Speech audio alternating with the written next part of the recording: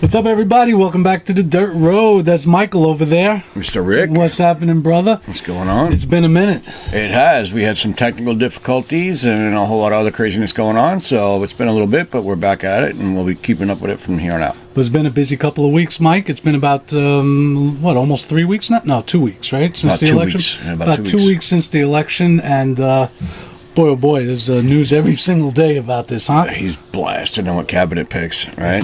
They were going crazy with Matt Gaetz. That was hysterical to watch, although it was kind of odd how it played out. Yeah, he picked him fast. I was thinking about the two that I wondered about. I was just telling you off camera was Gaetz and Hegseth. And I was just going through my mind. I was like trying to figure out what the fuck. And I thought maybe he was doing that to like run interference to try to get Tulsi Gabbard and Kennedy through easier, because those would normally be the two that might be hung up by the Republican side of the House, sure. And the Democrats, right? I mean, the Democrats think they're traitors. They don't want them. Yeah, they don't want them. Yeah. And the Republicans, especially the establishment Republicans, they were liberal Democrats like last night. Tulsi Gabbard and Bobby Kennedy. So I thought maybe he was doing that to like run interference or something, but then I guess that didn't make sense. But then when Gaetz just withdrew, after he resigned from Congress, maybe Trump was just doing him a favor and giving him a way to save face, get out of Congress, get out of that investigation, because they have to shut down that investigation because they don't have authority anymore once he's not in Congress. I thought about that, but the Justice Department, like if they had, it was Biden's Justice Department, if they could find anything to hang on that guy. No, I'm not talking about charges. I'm talking about the Ethics Committee investigation. Oh, so like it might be something a little bit less of a. Yeah, there might be less of a. It'll be embarrassing. It may not be criminal, but it would be embarrassing. It might be something to hurt him politically. Maybe it was just to help him get out of there, because once he's out of Congress, they have no jurisdiction. They had to stop the investigation right then and there. I don't know. Who knows? I didn't think that pick was serious from the beginning, because why get into that fight? Why pick a battle that you don't need? It's going to be hard enough for him to do these things. Why you picked a lot of people though. You picked a lot of people that are going to be battles though. Gabbard and RFK rather. I'm sorry, are going to be our battles. They might be, but I think not as bad as Gaetz would have been. No, I think ultimately they'll sail through. He's got 50. He could lose 3 members of the Senate and still get them through. Yeah, I think he'll get them through. I think Gaetz wouldn't have ultimately, and obviously that's why he withdrew. But I didn't understand. Like I get and I love it. I get the fuck you, the middle finger to the world here that he's doing. Yeah, no, I agree with him. But I also want him to be successful and actually be able to do the things he's saying he's going to do. So get people in those positions. Yeah, right. and if you're in a protracted battle, for 2 months trying to get somebody confirmed, it's a waste of time. Right. It is a waste, because he doesn't have 4 years. He's got like the first year or two. Exactly. At most. Exactly. Because in 2 years you got midterms and it's going to be ugly. Bingo. And in a year they start with the primaries and all of that. So he's basically got a year to really get the legislative stuff through. I mean, the rest of the stuff that he could do on his items, own. Immigration, he has the power to handle. And am I keeping you awake? Oh, yeah. I'm sorry, guys. I get up very, very early during the day. And, the military shit, the wars. I mean, he's got almost unilateral authority on that. So hopefully he deals with those off the bat, because those are things that he can. But what about what Biden's doing to him with that? Oh, Biden sandbagged the shit out of him, right? And he sandbagged the whole world. Let's start a war with Russia, a global conflict with Russia by authorizing these long-range missile attacks. Unbelievable. Putin was more restrained than I thought he would be. He launched an ICBM attack against Ukraine. Yeah. Those are hypersonic missiles. Those things are. Yeah, and it's got multiple warheads. It's an interesting weapon. I mean, I'm sure you're familiar with it, but I wasn't. It has 6 payloads of 6 warheads. So it's basically 36 different strikes. Yeah. It's an incredible fucking thing. It's scary to watch. And he didn't put warheads on it. Well, the Russian military, they didn't put warheads on the ones that they just sent into Dnipro. I think it was just a message. It's That's what they're doing. They're flexing. They're flexing for the world and saying, yeah, okay, we can play this game, but you're not going to like what you get. Yeah. And, it's funny how the media is saying that Putin's escalating. But no, he's not. He's responding to an escalation. He's responding, yeah. Biden escalated it. Biden just sandbagged. They literally just tried to sandbag the guy with a world war. Yeah, but they say fuck it out kind of- loud. The NATO members and Yeah, Biden, no, they say it because out they're- loud. They're Trump-proofing this. They are completely dedicated to their grift, to their money laundering. You know, because that's what all it is money laundering. You know, the deep state military-industrial complex, whatever you want to call it. You know, their whole purpose in life is to make money by sending everybody else out to go fight wars that don't need to happen because screw you, they need to make $5 extra. You know, no. And this is it's just now like remember how I was saying how the stigma of being a Trump supporter is gone now and people are able to you're actually starting to see not really a lot but a little bit conversations about Ukraine, like real conversations about the Ukraine war that just a few months ago you would have been shut down as a Putin puppet and well, people are waking up to it. They are. Yeah, People so are you're waking up to getting it. more conversations. It's still propagandized to a ridiculous extent. Because they're going off information they received from mainstream media that was completely false or just completely misleading or Misleading, yeah. Yeah. You know, I mean, listen, it's not a lie, right? I mean, Putin invaded Ukraine. well, he did. He was baited into it, but yeah, he did. Yeah, I mean, again, I've had this discussion with you before.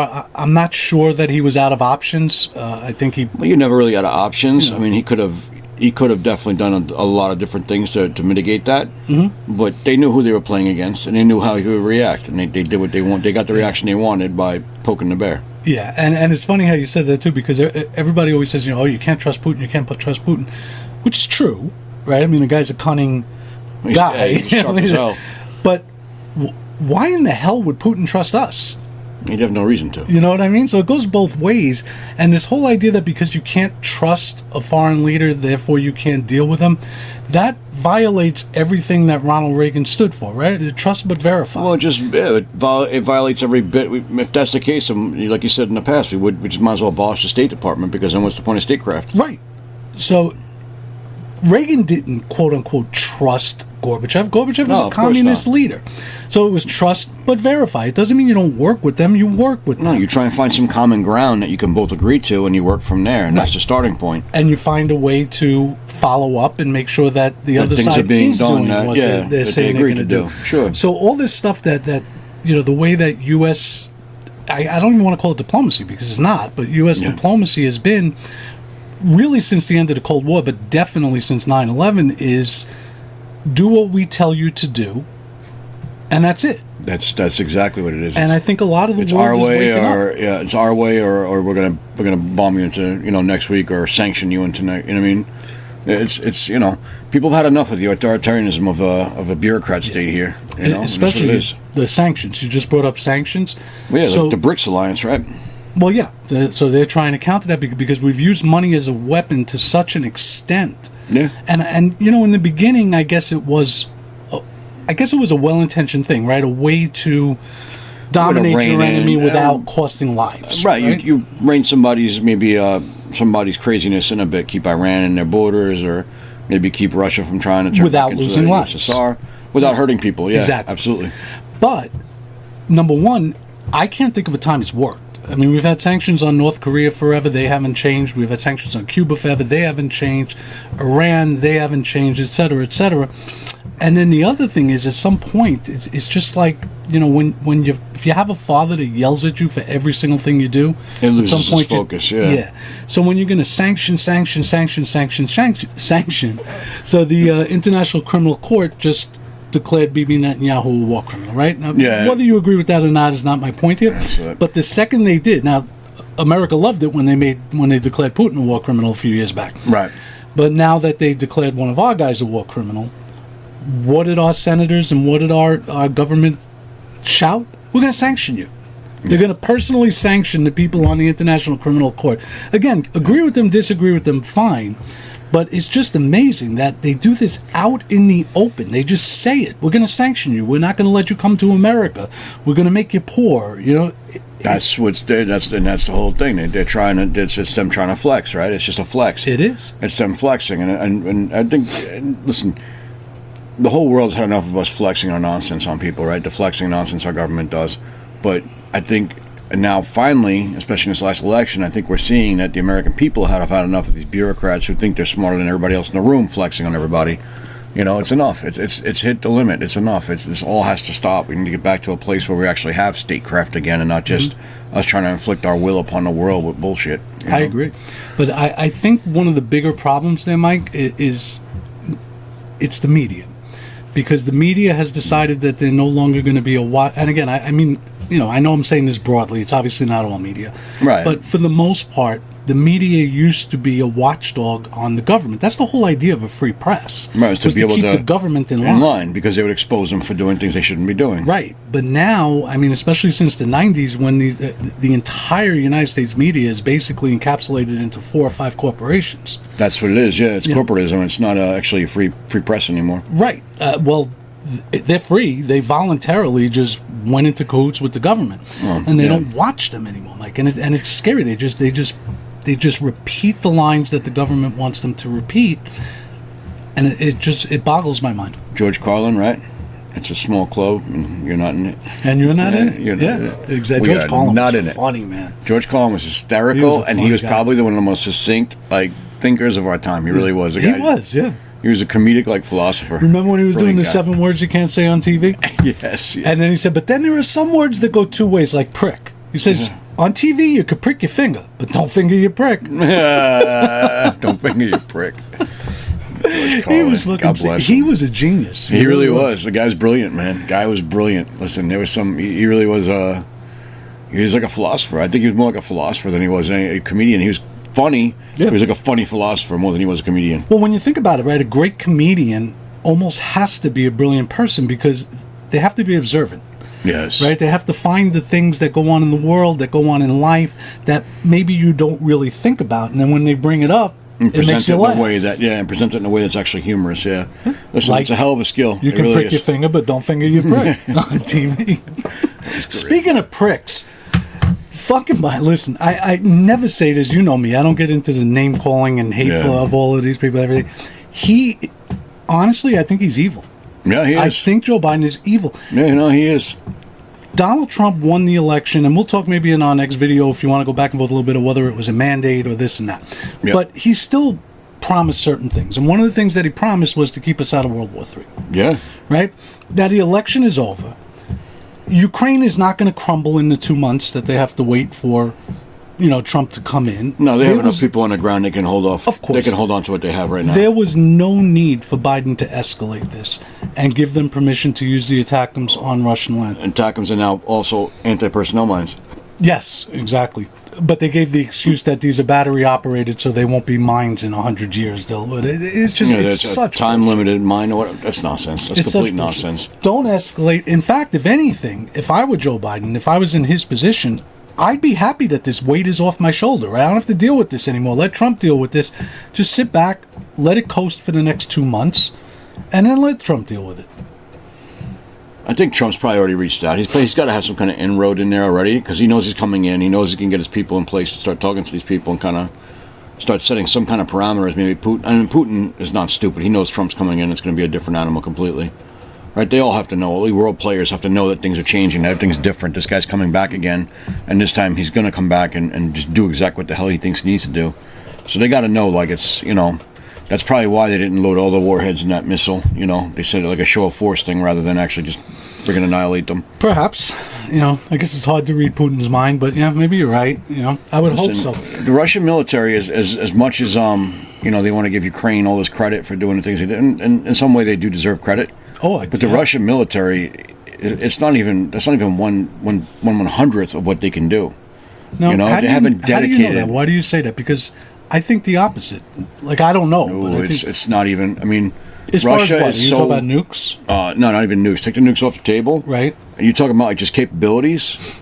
They're not good at combined arms. Like we're probably the only ones in the world that are like that good at combined arms. China hasn't really gotten there yet. They haven't really gotten there yet with combined arms. With combined arms, we are the ones that like rock the world with that. But even that, beyond that, Russia can unleash a tremendous amount of like manpower and resources Then why and haven't firepower. they? That's what I'm wondering. Like, I thought the same thing too, but now we're 2.5 years into the war. It's, for all intents and purposes, a stalemate. I mean, the Russians have been on the march the last couple of months, but for all intents and purposes, it's a stalemate. Yeah, it's like the lines don't really shift much at all, Not much, other than the no. Kursk incursion and a little bit of Russian incursion. But it really And like hasn't you've shifted said a much. million times, it's a bloodbath. No, right? it's awful. So that's my question, right? That's what makes me wonder if the Russians really do have this power. Where is it? I mean, they've been in this war almost as long as we were in World War II, Mike. Yeah. I don't think they want all of Ukraine, honestly. They don't. I don't think they want all of Ukraine. I think they just want to be able to... I think Putin's fighting the war still because he's trying to fight Ukraine to a point where they come to the table and they cede, Crimea, the Donbass region, all that, those areas that Putin feels are critical to Russian security. I think that's what he's trying to do. He wants to fight them to the point But where then they why cede hasn't those he areas. unleashed this? Like you just said, he's only using a fraction of his power. I've heard that. Again, I don't know. I'm asking you sincerely. Yeah, you can Why look it up, hasn't but he used it then? I think that And just end this thing. I think he's trying to find some kind of middle ground in this thing and trying not to, escalate it to a point where he feels like the rest of the world will really truly get on the ground there. So I think he's trying to skirt the edge, like he's trying to walk that fine line between, getting what he wants without tipping the scale too far and then bringing in the rest of the world. Okay, so then that makes sense. So you gave me an answer to think about there. Yeah. So you're basically saying that because when we say the world is against him, that's wrong. When America says the world, we mean Western Europe and us. Yeah, pretty much. That's it. Yep. Africa, Asia, South America, they don't see China and Iran and Russia the way we do. No. Right? So you're saying that he may be worried that he would lose that, if not support, at least not friction that he's getting from the global south and everything if he went in too hard? Is that what you're saying? Yeah, well, I think it would hurt his relationship with China, which they kind of rely on the Chinese relationship for their oil exports and everything else. Oh, they're dependent on China. So I think that's really a big probably motivator right there because China's probably in the background somewhere like, look, we get it, do what you got to do, but, not this, not that, or, let's not tip the balance because, China would stand to lose too. If Russia gets into a full-on global conflict and China gets dragged into it because they said that they've allied, Yeah. and so China's kind of gets dragged in there almost the same way we would get dragged in there, so, and nobody wants that. Well, China's coming out on top right now with all of this, right? Because Well, they're making money hand over fist over absolutely. it, Because Russia's weakened Yeah. and they're dependent on China. Yes. America is embroiled in this shit. NATO's embroiled in this shit, and China gets to sit back and watch it all kind of. Well, that's why you're seeing what happens in the Philippines and everything else with China, right? Their gunboats invading Filipino waters, or they're trying to mess with Taiwan. So they're flexing in the Pacific right now because they feel like we're tied up in Europe, So, but I think a lot of that's going to shift over the next couple of months. I think it's all going to kind of slow down over there. Like I said, Trump's coming back. And I don't think that there's anything going to stop him at this point. I think the rest of the world realizes that, and they're either going to try and pull back and hold out and ride out those 4 years of Trump, hoping that somebody less, less strong gets in the seat next, or they're going to come to the table and make deals that are going to benefit them in the long term, And I think China would, because that's what China does, right? China's really, everybody acts like China's this aggressive country. China has had, except for some skirmishes on their border. With and even those the like very USSR minor and- incursions, very minor skirmishes. Yeah, and I nothing- think with India a little bit, but they're not a militaristic country. They don't go out and invade places. They build things. No, they build. They use Belt and Road Initiative to take over countries. Right. Yeah, they So- They use economic warfare. I do think that there'll be quote unquote deals with China because Oh yeah. China wants to continue going along this way. I don't go for this shit that China's our enemy. They've never done anything to us. They are our economic adversary, I guess, but I Like think a rival, yeah. a rival. I think that'd be a better word. Rival, yeah. But that could be worked out. I do see a deal there. But the rest of it, the rest of the world, and especially places like Russia and other places in the Middle East and Africa, places that we have just dominated for so long. We tell them what they're going to do. I think they're starting to not fight back, but maybe Well, Africa did. African countries, right? A couple of them threw our people out. they did. They were like, get And out. the French too. Yeah, the French too. Yeah, but I think Trump's going to have problems here. I don't think this war in Ukraine is going to be as easily solved as. I know he was just using hyperbole when he said 24 hours. 24 hours, yeah. I don't see it being resolved in 24 weeks. I mean, we're balls deep into this thing. Trump's not going to abandon Ukraine because he's not going to let this be his Afghanistan with videos of Ukrainian soldiers, running and getting shot in retreat and all of that. So he's not going to just pull support. He's in a tough spot, and Biden just made it a lot tougher for him. He made it a lot tougher, but I think Putin and everybody else is aware of what's going on. I think Zelensky's aware of what's going on. So I think what Trump's going to do is exactly what he does. He's going to make a deal. He's going to make them sit down at the damn table, and they're going to draw up new maps. They're going to say, okay, this is now Ukraine, this is now Russia, we're done. You know? We'll see. I hope so. I hope they can come to a deal, because there's not a piece of land that I can imagine is worth all of this fighting. Millions of lives. How many millions of lives? It drives me crazy, because you have these sick bastards on our side that legitimately don't care how much blood is spilled, don't care how many people die, as long as they can keep making their money. They brag about it. They say that this is about killing as many Russians as possible. Yeah. Besides that being barbaric, even if you like that, don't you understand that the Russians do shoot back, so Ukrainians are dying too? You know, that's a necessary sacrifice, you know? It's you ever terrible. notice how these guys go around saying necessary sacrifice are the same guys who would never sacrifice anything themselves? You know? Of course not. Heaven forbid you put their ass on the front line and make them actually do the real work, or see what it looks like. You know? So I want to segue in just to end this, because we were talking about the picks, and you were telling me that you like the Pete Hegseth pick. I don't. I do. So now that we're talking about this, Pete Hegseth is going to be the one that has to talk to the defense minister of China. Yeah. The Russian defense minister. You know, he's going to be front and center with that stuff. What gives you confidence? I don't understand. Pete Hegseth? Yeah. He's a very, very bright guy. He understands at a very core level exactly what's going on, how the world kind of is laid out. And listen, Pete Hegseth's a soldier. He knows a soldier's terminology. He knows how to speak like a soldier. Sure, of course. You know? So when you're sitting across the table from another soldier, doesn't matter what uniform they're wearing, a soldier's a soldier. They understand certain key concepts. Mm-hmm. So I think he'll be able to reach across that table and with those key concepts and be able to bring the whole conversation around again. Whereas you have someone like Lloyd Austin, who is a joke. I mean, honestly, he's a joke on the world stage, right? The guy's weak. You know, he's not well thought of. He's not, you know, he seems like an intelligent guy, but he's just so devoted to stupid stuff that it just makes it hard to take him seriously. So I think Pete Hegseth will do a good job in that role. I think he'll be able to sit there and have a very hard conversation with people without flinching and make things work the way they should. Yeah, I don't know. Because he's not unreasonable. I mean, he's tough. He's a tough guy. I don't know. I just know the part he plays on TV. I know nothing about him. I just thought to myself, I always try to put myself on the other side, you know? And if Biden had nominated Rachel Maddow for defense, see, that's exactly it. Now, meanwhile, Rachel Maddow never served. No, she never served. Pete's a combat veteran. He led troops in combat. But you served also, and you're not going to say you're qualified to be DOD, head of the DOD, right? Sure I am.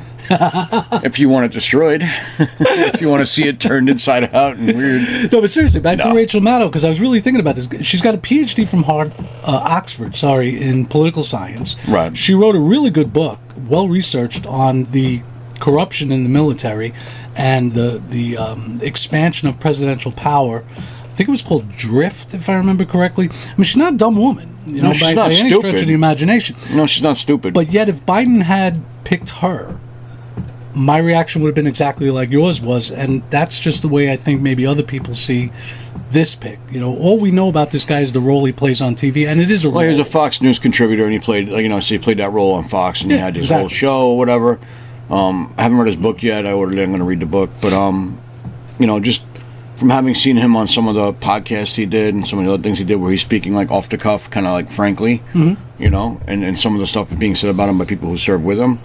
You know, to me, like, I know the kind of guy he is. I spent a lot of time in a lot of bad places with guys like that.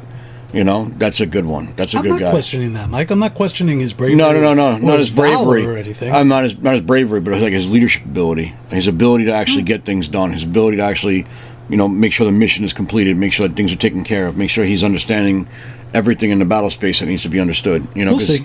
It's the battle space is not like it's not like World War II, like fighting now. It's a completely different animal. It is so unbelievably complex now. I get it. I just my only issue is that I love the blow things up theory. I'm just not so sure. Fine, you want to go after the Department of Education, you want to go after EPA, whatever. Military, Mike, I don't know. Well, his whole mandate is to get rid of his whole thing. When he's talking about is get rid of the DEI crap in the military. So basically, bringing back, actual mental strength in the military. Yeah, but anybody Trump put in there would do that, no? Right. Bring out the DEI and then bring the military's focus back to war fighting. Which is what it should be. And this guy's a war fighter. Hands down, he's a bomb thrower. He's a war fighter. He's going to go in there. He's going to make sure that the troops are ready to go, that they're actually trained properly, that they have the right equipment, and it's not just wasting money on some nonsense or whatever contractor wants to, is hooked up is going to get the contract. He's going to make sure they actually have the equipment. Yeah, maybe you're right. Time will tell. We don't even know if he's going to get confirmed, but time will tell. I mean, maybe you're right. I mean, we'll see what happens. I just think that there's plenty of people out there that could do that for Trump, that maybe have a little bit, some more bona fides in the actual administration of it. I think if you're going to reform something, you have to know the ins and outs. Look, I think of it like this. I was a teacher for 31 years. I have a lot of opinions on how the New York City school system sucked and was good and this and that and the other thing. If the mayor appointed me chancellor tomorrow, I'd be like I'm out in the jungle, in the middle of the jungle. I would have no idea where to start. I don't know how the things work. I wouldn't even know what it was I wanted. I know in my head what I would envision, right? But how to actually do it, I wouldn't know. I don't know. Listen, maybe you're right. If you got confidence, I hope so. I love his other picks. Executives, right? And so you got like executive for like Apple, let's say, right? The CEO doesn't necessarily know how to make the phone, but he knows how to bring the right people together to build the phone. You know what I mean? So we'll see. And Maybe I think that's what it is. It's knowing your different, specialties that you need, different people you need to put in the right places to kind of make things move. It's moving chess pieces on the board. Listen, we'll see. I don't. Happens, it's not something I have a strong opinion on. I just, that if I had to pick one that I just don't understand, that would be the one. Love Tulsi Gabbard and his DNI, and I think Tulsi Gabbard is perfect for DNI. Absolutely, and just because of the people that's going to piss off. RFK HHS was a beautiful pick. Sure, I think a lot of these are going to work out very, very well. He still hasn't picked anybody for Treasury, right? I think you said what's coming out today. I haven't seen anything though yet. Yeah, I didn't see anything either.